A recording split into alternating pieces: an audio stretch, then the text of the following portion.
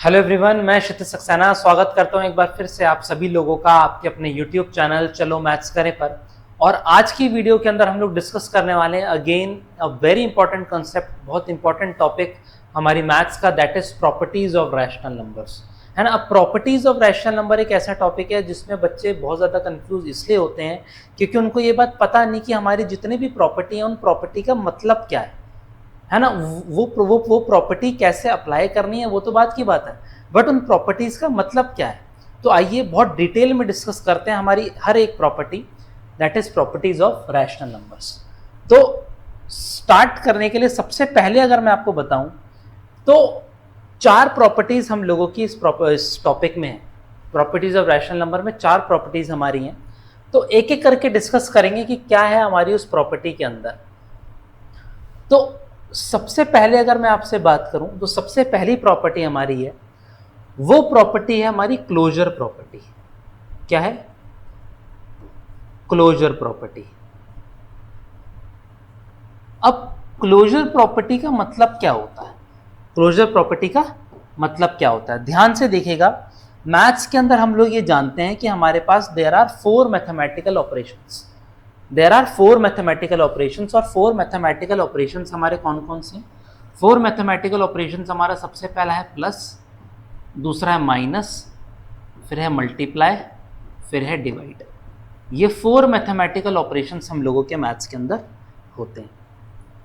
तो closure property हमारी ये क्या क्या कहती है रैशनल नंबर्स के अंदर, कि मैं कोई भी मैथमेटिकल ऑपरेशन अगर यूज कर रहा हूं, कोई भी मैथमेटिकल ऑपरेशन अगर मैं यूज कर रहा हूं और वो मैथमेटिकल ऑपरेशन यूज करने से मेरा nature of the number, nature of the number change अगर नहीं हो रहा, ध्यान से देखिएगा, नेचर ऑफ द नंबर अगर हमारा चेंज नहीं हो रहा, इसका मतलब है कि वहां पे क्लोजर प्रॉपर्टी अप्लाई हो रही है। नेचर ऑफ द नंबर, इसका मतलब ये है क्लोजर प्रॉपर्टी जो हमारी डील करती है वो करती है नेचर ऑफ द नंबर से। नेचर ऑफ द नंबर मतलब अगर कोई नंबर मेरा रैशनल नंबर है तो प्लस माइनस मल्टीप्लाई डिवाइड करने के बाद भी अगर मेरा वो रैशनल नंबर ही रहा तो इसका मतलब है क्लोजर प्रॉपर्टी वहां अप्लाई हो जाएगी। हमारा होल नंबर है, प्लस माइनस मल्टीप्लाई डिवाइड करने के बाद भी अगर वो नंबर होल ही रहा तो मतलब हमारी क्लोजर प्रॉपर्टी वहां पे अप्लाई हो रही है। तो आइए देखते हैं हर एक मैथमेटिकल ऑपरेशन के अंदर किस तरीके से प्रॉपर्टी हमारी अप्लाई होगी। तो सबसे पहले हम लोग डिस्कस करेंगे प्लस की। किसकी? प्लस। अब कोई भी दो नंबर ले लेता हूं मैं जो रैशनल नंबर है, क्योंकि हमारा टॉपिक रैशनल नंबर है तो इसमें हम रैशनल नंबर लेंगे। तो पहला नंबर मैंने ले लिया अपना 2/3, इसको मैं प्लस कर रहा हूं दूसरे रैशनल नंबर से, दैट इज 1/4। ये दोनों के दोनों क्या है? दोनों के दोनों हमारे रैशनल नंबर है ना। ये बात तो कोई डाउट नहीं है, बोथ आर रैशनल नंबर। अच्छा, अब इसको अगर हमको प्लस करना है तो सिंपल तरीका है, एलसीएम ले लेंगे। 4 2 8 प्लस 3/12 निकल के आ गया 11/12। 11/12। अच्छा, मुझे एक बात बताइए, क्या प्लस और माइनस करने के लिए, प्लस करने के लिए क्या हम लोगों ने दो रैशनल नंबर लिए और आंसर भी जो हमारा आया 11/12, क्या 11/12 मेरा रैशनल नंबर है? रैशनल नंबर है। इसका मतलब क्या है कि जब भी मैं क्लोजर प्रॉपर्टी में प्लस करता हूं रैशनल नंबर का तो क्लोजर प्रॉपर्टी हमारी वहां पे अप्लाई हो जाएगी। क्लोजर प्रॉपर्टी अप्लाई हो जाएगी। क्यों? क्योंकि दो नंबर को जब मैंने रैशनल नंबर को प्लस किया तो उसका आंसर भी मेरा क्या आया? रैशनल नंबर ही आया, है ना। अब आपके माइंड में आपको ये चीज क्लियर रखनी है, मैंने यहाँ पे आपको एक नंबर दिखाया 2/3 और 1/4। अब ये नंबर आप अपनी माइंड में कोई भी ले सकते हैं। दुनिया के अंदर आपको पता है there are infinite many rational numbers. कोई भी रैशनल नंबर आप लीजिए, कोई भी एग्जाम्पल अगर आपका ऐसा आ जाता है कि दो रैशनल नंबर को प्लस करने के बाद हमारा आंसर रैशनल नंबर नहीं आ रहा, तो इसका मतलब है क्लोजर प्रॉपर्टी अप्लाई नहीं होगी। बट ऐसा कोई नंबर नहीं है, तभी मैंने यहाँ पे आपको पहले बता दिया कि क्लोजर प्रॉपर्टी जो है वो रैशनल नंबर्स के अंदर अप्लाई होगी प्लस के केस में, एडिशन के केस में। अच्छा, सब्ट्रैक्शन ले लूँ, अगर सब्ट्रैक्शन ले लूँ तो यही सेम 2/3 को -1/4 अगर करूँ तो देखिए दोबारा 2/3 रैशनल नंबर है, 1/4 रैशनल नंबर है। इसको सॉल्व करूंगा, 4 2 8 -3 आएगा, निकल के आएगा 12, ये आएगा 5/12। अब मुझे बताइए क्या 5/12 हमारा रैशनल नंबर है? हाँ, 5/12 हमारा रैशनल नंबर है। तो दो रैशनल नंबर को सब्ट्रैक्ट करके आंसर भी रैशनल नंबर आ रहा है, इसका मतलब है सब्ट्रैक्शन के अंदर भी क्लोजर प्रॉपर्टी हमारी अप्लाई हो रही है in case of rational numbers. ध्यान रखिएगा, हम लोग अभी रैशनल नंबर्स की बात कर रहे हैं। आने वाली वीडियोस के अंदर मैं आपको और डिफरेंट काइंड्स ऑफ नंबर्स में उनकी प्रॉपर्टीज बताऊंगा। प्रॉपर्टी सेम ही रहेंगी जो 4 प्रॉपर्टी हम यहाँ करेंगे, बट कहीं पे कोई प्रॉपर्टी अप्लाई होगी, कहीं पे कोई प्रॉपर्टी अप्लाई नहीं होगी।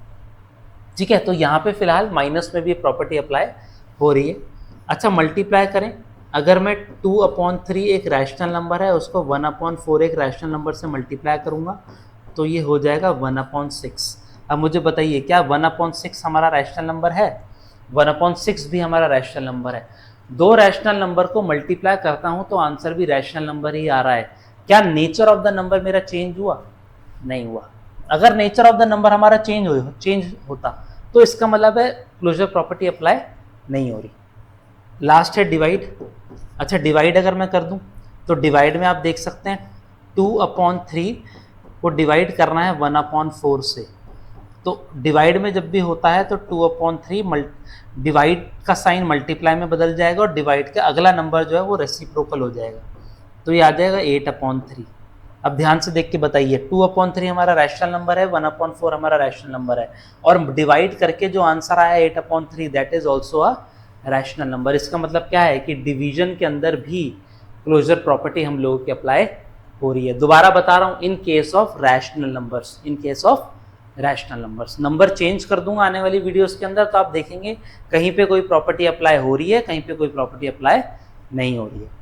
ठीक है, तो आई होप क्लोजर प्रॉपर्टी आपको क्लियर हुई कि क्लोजर प्रॉपर्टी का मतलब होता है नेचर ऑफ द नंबर से, कि नेचर ऑफ द नंबर अगर प्लस माइनस मल्टीप्लाई डिवाइड करने के बाद चेंज नहीं हो रहा, इसका मतलब है वहीं पे हमारी क्लोजर प्रॉपर्टी अप्लाई हो रही है, वहां पे क्लोजर प्रॉपर्टी हमारी अप्लाई हो रही है। ठीक है, चलिए आगे बढ़ते हैं।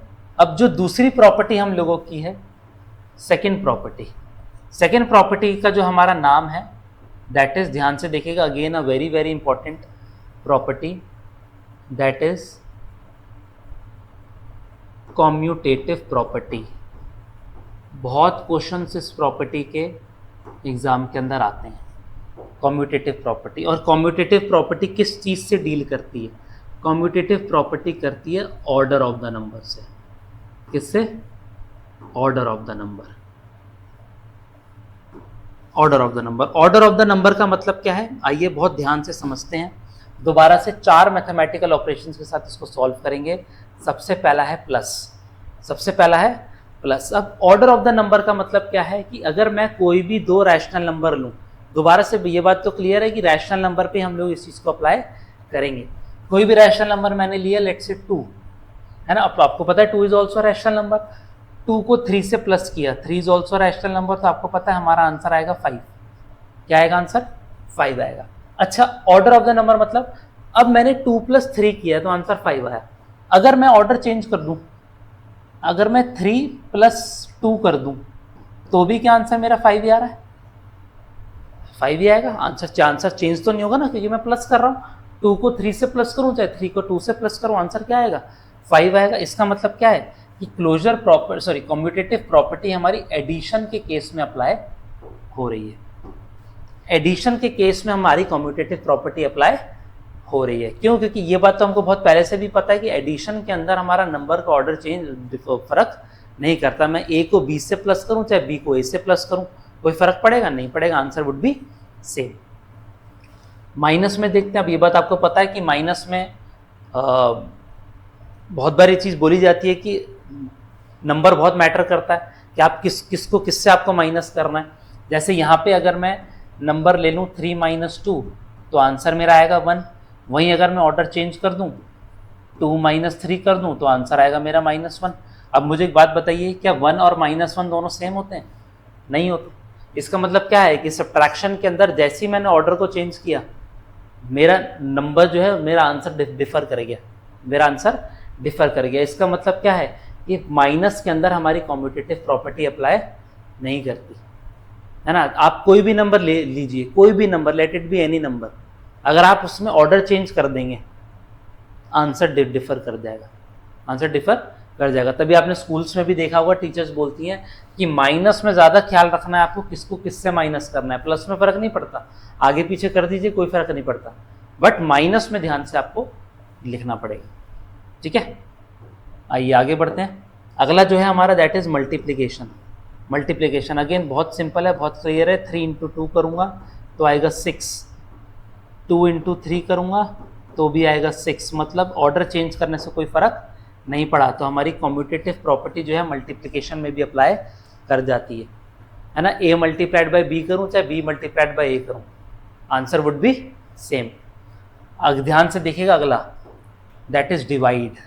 That is divide. बच्चे बहुत बार डिवाइड में कंफ्यूज हो जाते हैं। डिवाइड के अंदर ध्यान रखना है, अगर मैं 3/2 लिखूँगा तो उसका आंसर लेट से मेरे को पता है 1.5 आएगा। क्या आएगा? 1.5। बट अगर मैं लिखता हूँ 2/3, इसका आंसर भी मैं लिख देता हूँ दैट इज़ 0.67। बट अगर आप आंसर ना भी लिखें तब भी ये बात आपको समझ में आ जाएगी कि 3 को 2 से डिवाइड करूँ और 2 को 3 से डिवाइड करूँ, है ना, उन दोनों का आंसर क्या आएगा? उन दोनों का आंसर डिफरेंट आएगा। इसका मतलब क्या है कि कम्यूटेटिव प्रॉपर्टी जो होती है वो डिवीजन के केस में भी अप्लाई नहीं होती, डिवीजन के केस में भी अप्लाई नहीं होती। अब एग्जाम के अंदर क्वेश्चन किस तरीके से आता है? एग्जाम के अंदर क्वेश्चन बहुत सिंपल आता है, आपको बोला जाएगा verify commutative property for, verify commutative property for, दे रखा होगा a plus B is equal to B plus C, B plus A plus B is equal to B plus A, और आपको ब्रैकेट में यहाँ पे दे रखा होगा जहाँ पे a की वैल्यू दे रखी है 2, b की वैल्यू दे रखी है 1, a की वैल्यू दे रखी है 2, b की वैल्यू दे रखी है 1। ध्यान से देखिएगा कैसे करेंगे। हम लोग लेंगे सबसे पहले LHS। अब LHS दे रखा है a plus B is 2 plus 1 is equal to 3। अब हम लेंगे RHS में हमको क्या गिवन है? RHS में गिवन है b प्लस a, मैं लूँगा 1 प्लस 2, आपको पता है ये भी निकल के आएगा 3। क्या निकल के आएगा? 3। तो हम लिखेंगे कि as LHS is equal to RHS, therefore commutative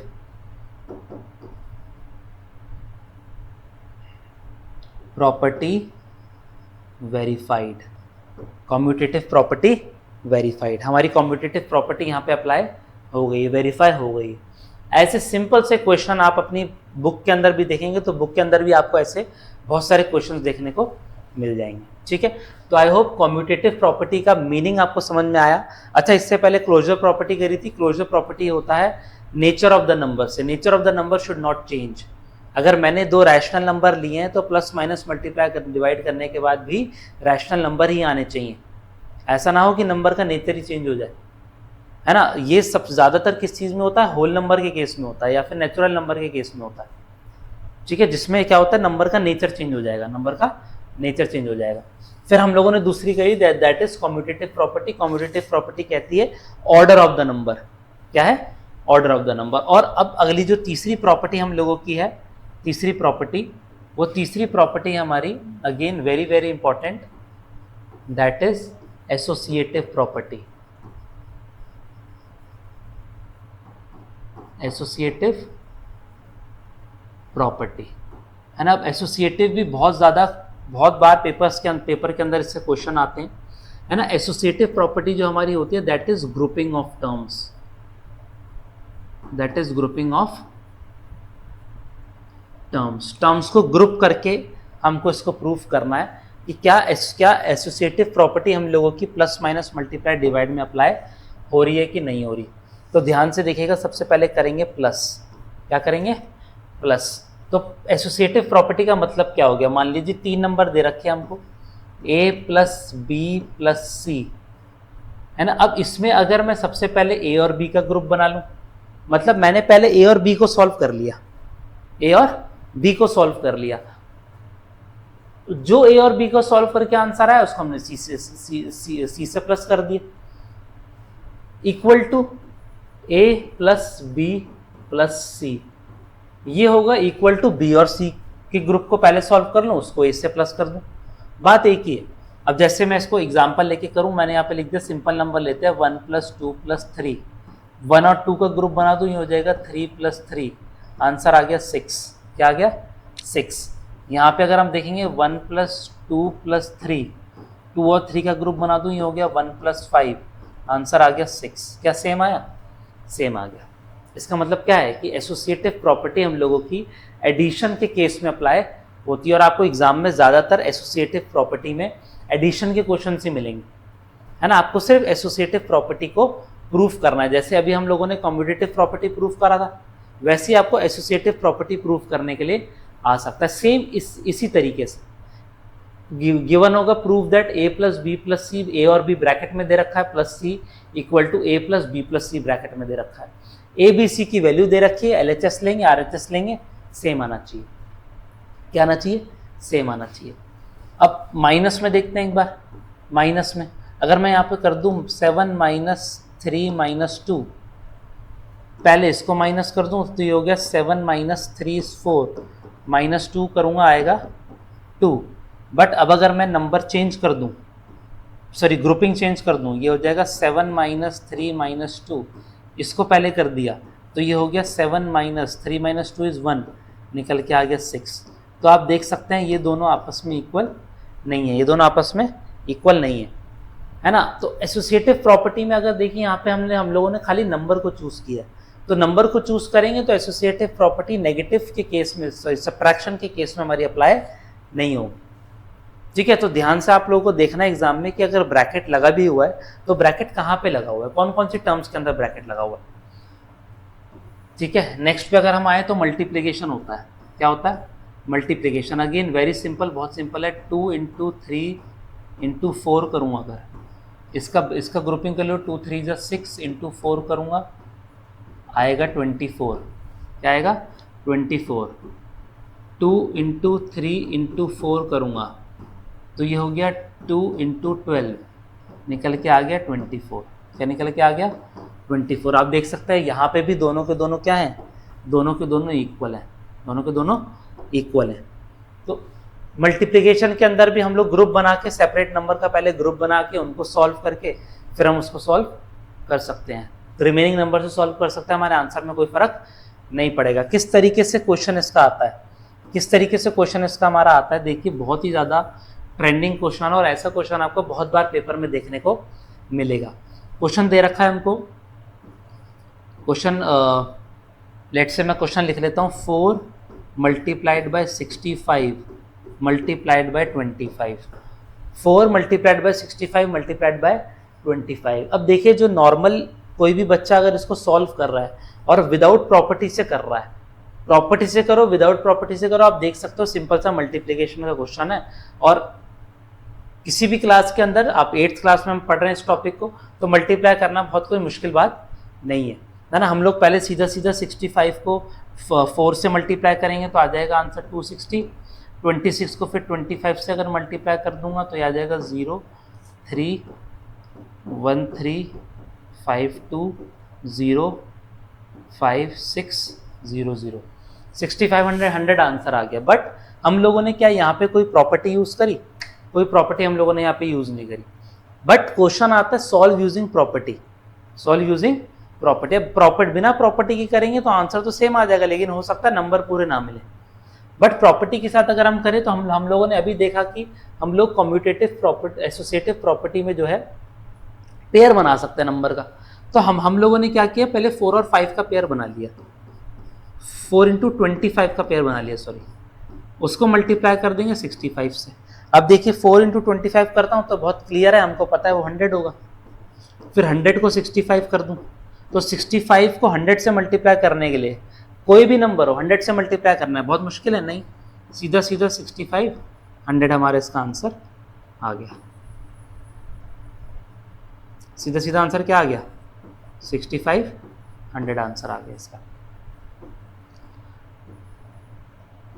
ठीक है, तो ये हम लोगों ने इसको सॉल्व कर दिया प्रॉपर्टी के थ्रू। नॉर्मली मल्टीप्लाई करना होता फिर तो क्वेश्चन हो सकता है आपको 8th में गिवन ही ना होता, है ना। ये चीज छोटी क्लास 4th 5th क्लास में आपको गिवन होता अगर नॉर्मल मल्टीप्लाई करना है तो।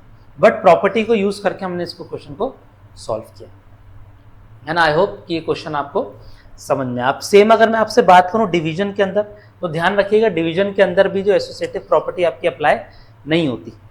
एसोसिएटिव प्रॉपर्टी डिवीजन के अंदर भी अप्लाई नहीं होगी। एक सिंपल सा नंबर लेके कर लेते हैं।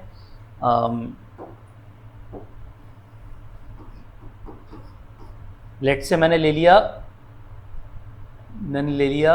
20 डिवाइडेड बाय 2 डिवाइडेड बाय 5, है ना। 20 डिवाइड बाय 2 डिवाइड बाय 5, तो 20 डिवाइड, पहले इसका अगर मैं ग्रुप बना लूँ तो 20 डिवाइड बाय 2 हो गया 10, 10 डिवाइडेड बाय 5 करूँ आ जाएगा 2, क्या आ जाएगा 2 आ जाएगा। बट अगर मैं अब 20 डिवाइडेड बाय 2 डिवाइडेड बाय 5 करूँ, इसका ग्रुप ले लूँ, तो ये हो जाएगा 20 divided by 2 divided by 5, 2 divide by 5। फिर मेरे को इसको सॉल्व करना है, तो 20 इंटू 5 ऊपर चला जाएगा, 2 नीचे आ जाएगा, ये कट गया, आंसर आया 50। मुझे बताइए क्या 2 और 50 सेम है?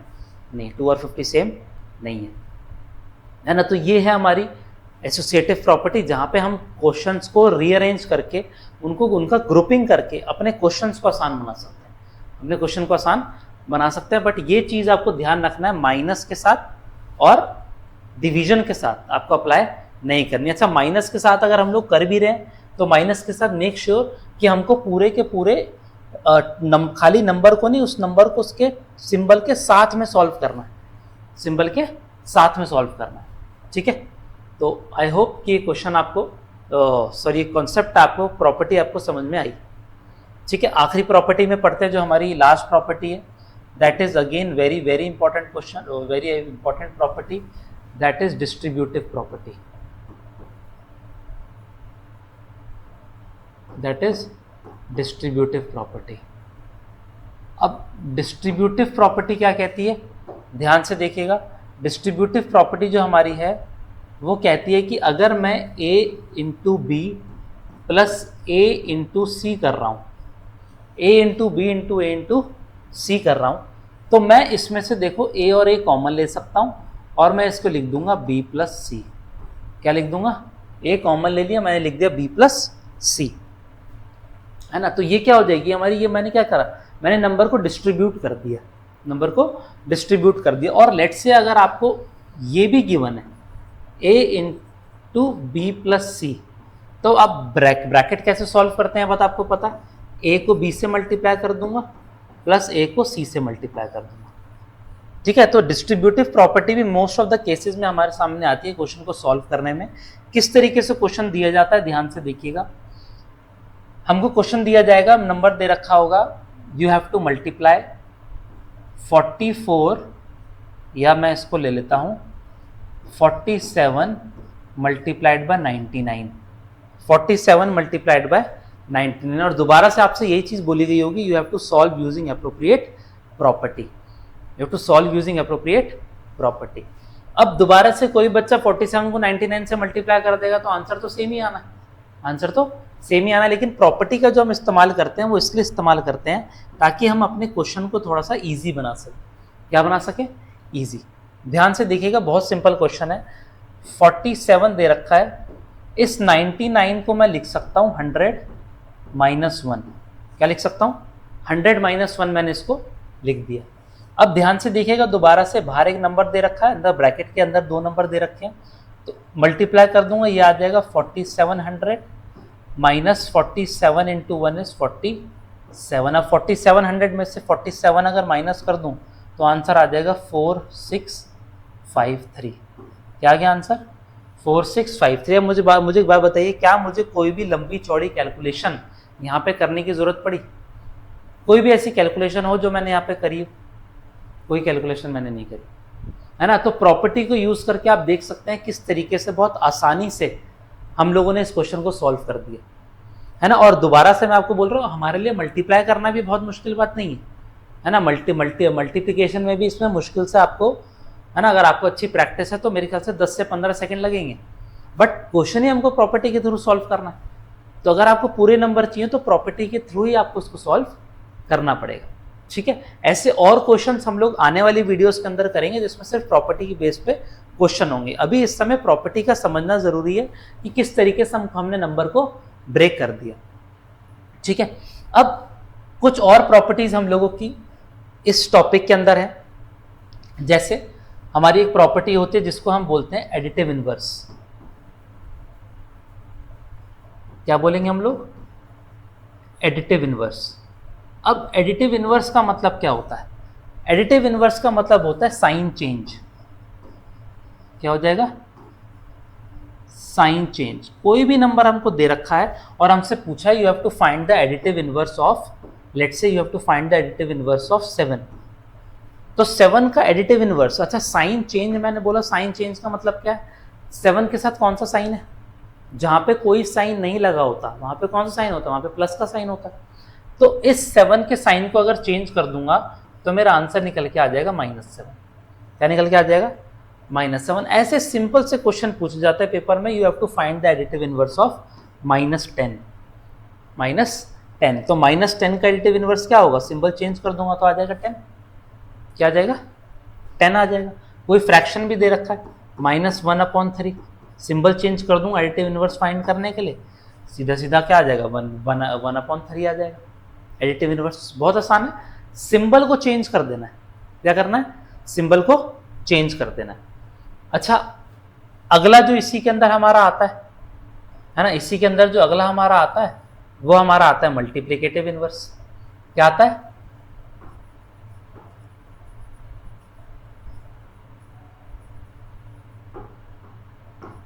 Multiplicative inverse. अब ध्यान रखिएगा, मल्टीप्लिकेटिव इनवर्स का मतलब क्या होता है? मल्टीप्लिकेटिव इनवर्स का मतलब होता है रेसिप्रोकल। क्या होता है? रेसिप्रोकल। अच्छा, रेसिप्रोकल जब कर रहे हैं तो ये बात ध्यान रखिएगा, साइन चेंज नहीं होगा। साइन चेंज नहीं होगा। अगर आपसे क्वेश्चन बोला you have to find the multiplicative inverse of 7, तो 7 का मल्टीप्लिकेटिव इनवर्स फाइंड करने के लिए मैं सीधा सीधा 1/7 लिख दूंगा, है ना। मैं उस नंबर को क्या करूंगा? मैं उस नंबर का रेसिप्रोकल कर दूंगा। क्या कर दूंगा? रेसिप्रोकल कर दूंगा। नंबर दे रखा है -1/3, तो ध्यान से देखिएगा 1/3 है, 3 ऊपर आ जाएगा, 1 नीचे आ जाएगा। माइनस का माइनस, माइनस को नहीं हटाना, सिंबल चेंज किसमें हो जाएगा? सिंबल चेंज हो जाएगा एडिटिव इनवर्स के अंदर। प्लस का माइनस हो जाएगा, माइनस का प्लस हो जाएगा। मल्टीप्लिकेटिव इनवर्स में सिर्फ आपको उसका रेसिप्रोकल करना है irrespective of changing its sign. अच्छा, 4/7 दे रखा है तो इसको 7/4 लिख दूँ, 7/4 लिख दूंगा। कभी कभी ऐसा क्वेश्चन भी आता है कि you have to solve and find its multiplicative inverse. मान लीजिए कोई क्वेश्चन दे रखा है, आपको दे रखा है सॉल्व 1/4 प्लस 3/2। सॉल्व करो, एलसीएम लेंगे, 2 + 12/8, तो ये हो गया 14/8। इसको सॉल्व कर सकता हूँ, आ जाएगा 7/4। अब इसका मल्टीप्लिकेटिव इनवर्स फाइंड करना है तो आ जाएगा आंसर 4/7। क्या आ जाएगा आंसर? 4/7। ठीक है, कोई डाउट नहीं होना चाहिए इसके अंदर। तो अच्छा, ये बात ध्यान रखिएगा, बोला था पहले solve then find multiplicative inverse. पहले ही मल्टीप्लिकेट, ऐसा ना हो पहले ही आप लोग मल्टीप्लिकेटिव इनवर्स करें, आंसर हो जाएगा गलत। ठीक है, तो 4/7 आंसर आ गया। तो दो हमने यहाँ पे प्रॉपर्टी और देखी, that is additive inverse and that is multiplicative inverse. अच्छा, एक और बहुत इंपॉर्टेंट हमारी प्रॉपर्टी होती है, दैट इज एब्सोल्यूट वैल्यू। क्या होती है? Absolute value. Again a very very important thing, absolute value. आपने बहुत बार क्वेश्चन दे रखे होंगे, आपको नंबर दे रखा होगा -2 और फिर ऐसे स्क्वायर ब्रैकेट दे रखे होंगे, लाइन, जिसको हम लाइंस वाले ब्रैकेट बोलेगा। तो जहाँ पे भी ये साइन आप देखेंगे बस समझ जाइएगा एब्सोल्यूट वैल्यू की बात हो रही है। अब एब्सोल्यूट वैल्यू के अंदर होता है कि आपको साइन को इग्नोर ही कर देना है ना। एडिटिव इनवर्स के अंदर क्या था? एडिटिव इनवर्स के अंदर था हमको साइन को चेंज कर देना है, प्लस का माइनस, माइनस का plus. But additive inverse, sorry, absolute value के अंदर साइन को इग्नोर, कंप्लीट इग्नोर कर देंगे। साइन देखना ही नहीं क्या है, प्लस या माइनस है फर्क नहीं पड़ता, सीधा आंसर आ जाएगा 2। क्या आंसर आ जाएगा? 2 आ जाएगा। अच्छा, 3 दे रखा है, तो 3 का तो आपको पता है, 3 का तो साइन वैसे ही कुछ नहीं है, 3 के साइन को तो वैसे ही है, वैसे हमने इग्नोर कर रखा है और इग्नोर कर देंगे तो आंसर 3 आ जाएगा। ठीक है, कैसे भी नंबर दे रखा है ना, आपको -4/3 दे रखा हो तो इसको भी हम सीधा सीधा 4/3 लिख देंगे, कोई दिक्कत की बात नहीं, एब्सोल्यूट वैल्यू। नेक्स्ट जो आता है आपका that is additive identity, that is additive identity. अच्छा, एडिटिव आइडेंटिटी क्या होता है? What is the additive identity? सीधा सीधा एमसीक्यू में क्वेश्चन आता है, what is the additive identity of any number. कोई भी नंबर आपको दे रखा होगा, उसकी एडिटिव आइडेंटिटी क्या है? अब समझने की कोशिश करते हैं कि एडिटिव आइडेंटिटी हमारा होता क्या है। What is additive identity? ध्यान से देखिएगा, एडिटिव आइडेंटिटी का मतलब है कोई भी एक नंबर को देखो यहाँ पे एडिटिव दे रखा है, एडिटिव माने ऐड, कोई भी नंबर दे रखा है 4, तो आपको मुझे ये बताना है कि इस 4 में मैं कौन सा ऐसा नंबर ऐड करूं जिससे मेरा आंसर चेंज ना हो, जिससे मेरा क्वेश्चन चेंज ना हो, है ना। 4 पे मेरे को कोई नंबर यहाँ पे ऐड करना है जिससे मेरा आंसर 4 ही आना चाहिए। अच्छा, ऐड करना है क्यों? क्योंकि एडिटिव आइडेंटिटी, तो ये बात बहुत क्लियर है कि 4 में एक लौता नंबर पूरे वर्ल्ड में एक ही नंबर है, दैट इज 0, दैट इज 0। अच्छा, -3 दे रखा है, इस -3 में कौन सा नंबर ऐसा ऐड करूं कि मेरा आंसर सेम आए, -3 आए, कोई डाउट नहीं, आपको पता है 0। तो ये बात आपको बहुत क्लियर माइंड में रखनी है कि 0 is the additive identity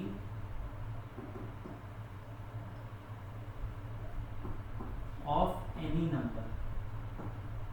0 is the additive identity of any number. हर एक नंबर की जो एडिटिव आइडेंटिटी है दैट इज 0। क्यों? क्योंकि 0 ही एक ऐसा नंबर है जिस किसी भी नंबर में मैं प्लस करूंगा मेरे क्वेश्चन पे फर्क नहीं पड़ेगा। एडिटिव आइडेंटिटी आई होप आप लोगों को समझ में आए। अगला जो है वो है मल्टीप्लिकेटिव आइडेंटिटी। क्या है? Multiplicative identity. अच्छा, मल्टीप्लिकेटिव आइडेंटिटी क्या क्या था? अब जैसे एडिटिव आइडेंटिटी में मैंने आपको बोला प्लस करना है, मल्टीप्लिकेटिव आइडेंटिटी में आप नाम से पहचान गए होंगे, 4 है, कौन सा नंबर ऐसा मल्टीप्लाई करूं कि आंसर मेरा 4 ही है ना। तो सिर्फ एक लौता नंबर ऐसा पूरी दुनिया में है, दैट इज 1। क्या है?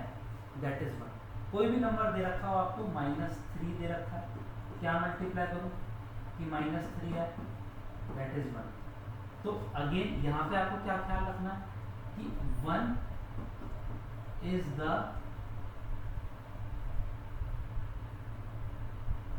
Multiplicative identity of any number. किसी भी नंबर का जो मल्टीप्लिकेटिव आइडेंटिटी है दैट इज 1। क्या है वो?